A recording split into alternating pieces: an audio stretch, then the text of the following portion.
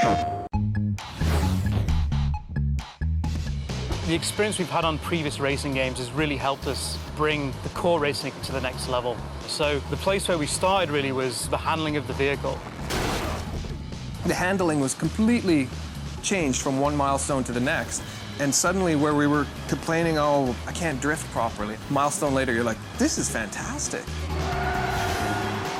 The racing group on our team has been working on the handling, the physics. Our game is much more physical than some other kart racers, so there's such a huge physics component in it.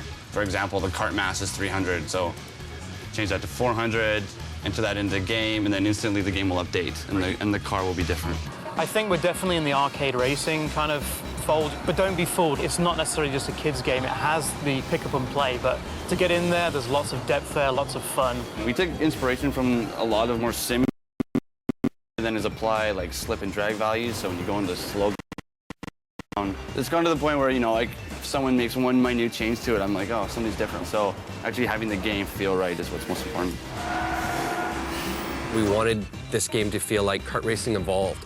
And so we needed that additional maturity and complexity in the gameplay itself. So we've added in some new moves like side swiping, wall riding, and the drifting, you're really able to, with the steering and counter steering, to really kind of pick your lines, stay with those lines, and almost go beyond what you'd actually think would be doable, which is pretty cool.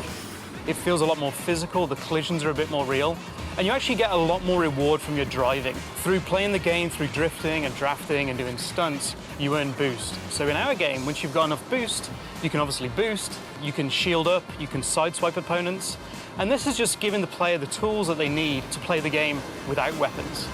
Then obviously when you layer on the weapons, it's a whole new experience. They just add another layer to our game. The thing that we always set out at the beginning was make it fun to fire a weapon, but also make it fun to be hit by a weapon.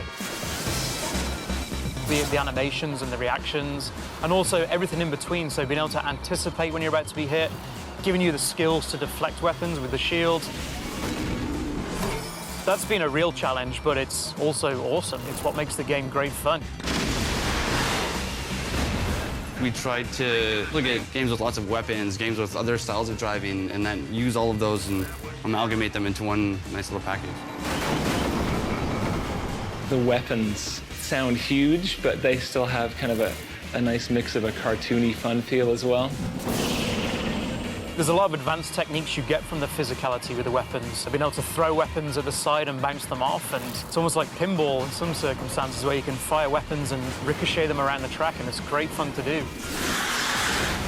The weapon balancing is incredibly difficult. You need to work out how weapons are fired, when they're fired, the rate that they fire, stun times, invincibility times, and tuning all that while remembering that the player can have control over all this stuff as well, really, by putting a number of iron pods down or making the track small or long. If I'm testing a particular feature, a weapon, I'll load up like an easy track and then maybe a more complicated track to make sure it kind of holds up in both spaces. We'll set up like a 12-player online race, and people will get weapons, and we'll kind of set people in coordinated spots and make sure it's hitting where it's supposed to, and, you know, watching 12 screens, the weapon flashes by, so that kind of stuff. Another top tip for creating is don't put weapon after weapon after weapon, you know? Put a weapon, leave a little bit of space so you can actually use that weapon, put another weapon, and then you kind of add that risk reward, you know, with our weapon system, which allows you to upgrade.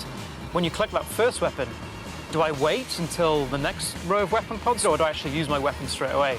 And that's the risk reward that you get from the weapon system.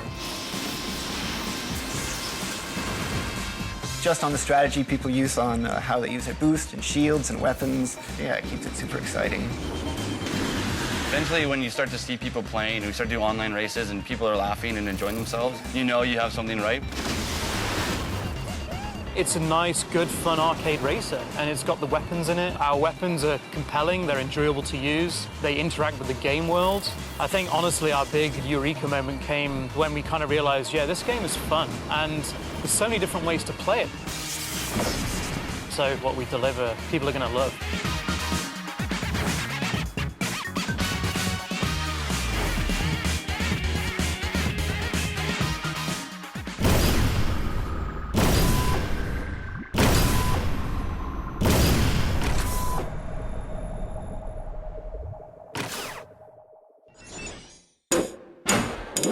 PlayStation